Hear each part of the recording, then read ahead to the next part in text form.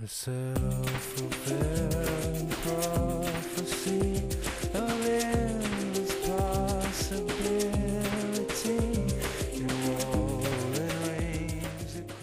We're finding that we're rethinking what learning means. Mm-hmm.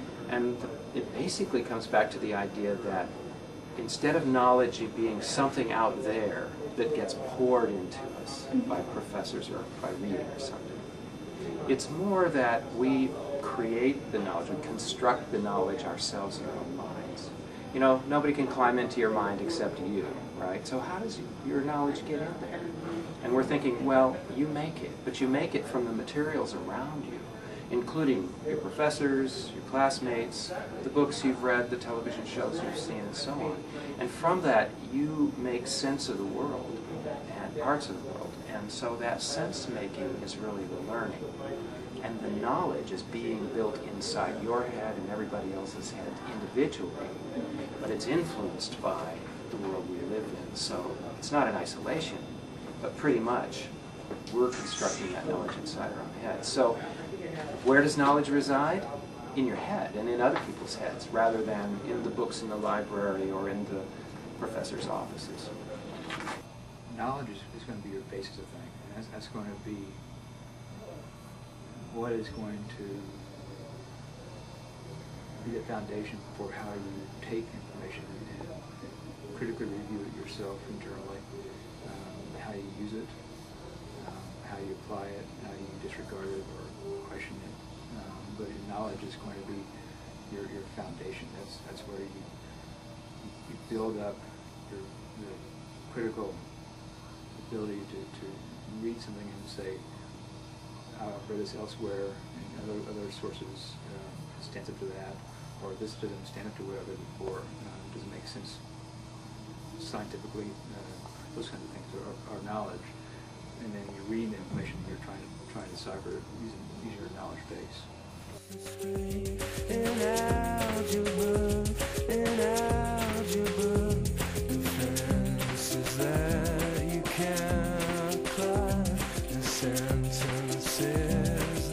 Well, universities are very tradition-bound. Mm-hmm.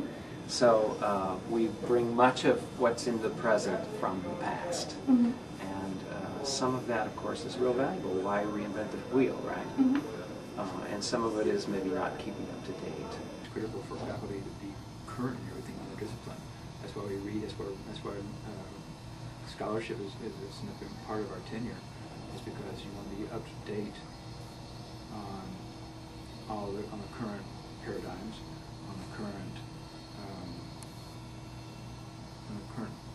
expansion of the knowledge base in your area, results, findings, methodologies, studies in different areas that apply towards your teaching, and then you can bring that into the teaching itself. So it's all part of a very large system. The research has to feed into the teaching then feeds students who provide more research in the future, who provide more knowledge for the teaching.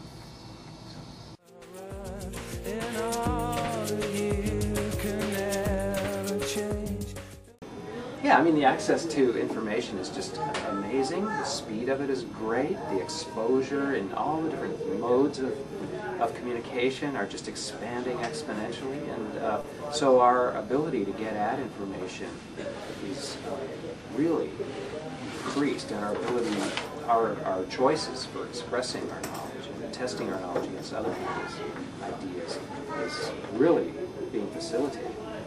That's a great thing. But there's tons of garbage out there, and there's a lot more garbage as well as a lot more good stuff, and so just a lot more work to sift through and find those trustworthy sources of information and those valuable people that we can talk with in ways that do help us produce good knowledge in our minds because of the interactions we're having with others and what they're giving us and what we're able to give them. The digital tools are really speeding all of that up, but you know, garbage can go in, garbage comes out if it's garbage. I think that's why it's critical we remain vigilant about the peer review process and how that ties in with what we teach. that ties in with what people go out and do research and developing the critical thinking skills for our students, so that when they read something on the web, they don't immediately take it as truth. It's written, but doesn't mean it's correct, and that's why so obviously don't have Wikipedia be used as a reference, because it's so easy to just write stuff down, and blogs are the same way. It is rhetoric, and dogma is not data.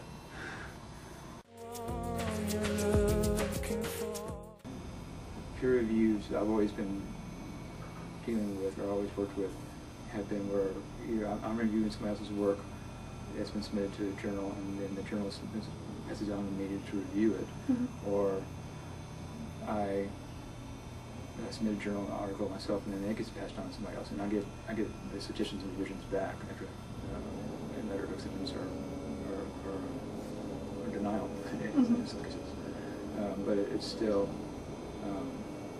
very strong. That's what science is all about. It's peer review. It gets you down.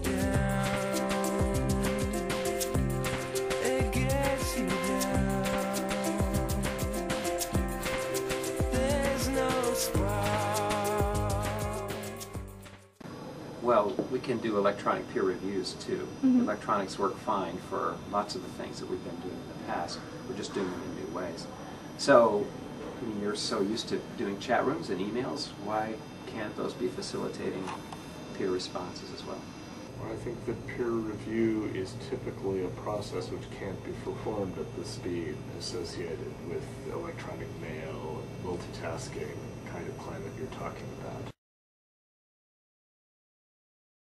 I've gone through a couple of peer review processes using online sources or using online submissions, but the submissions still go through the same peer process where somebody has to read it and comment on it, and I still make edits and revisions before it actually gets published in the public domain. Actually, the electronic process has actually sped up the exchange of information back and forth, the availability of information sources that are also peer reviewed.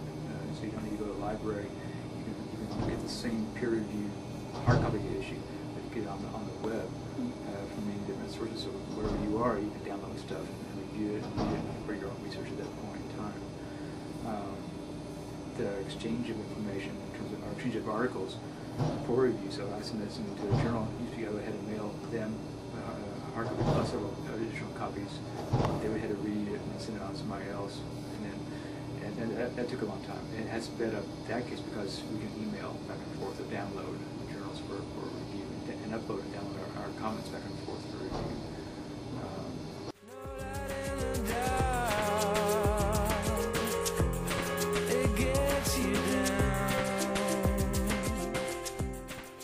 Well, there are several different hazards to reliable peer review.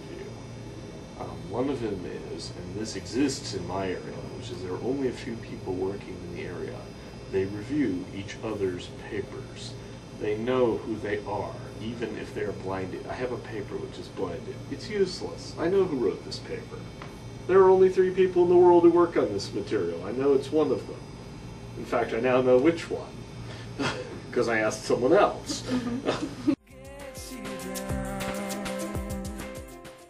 So blinding is useless.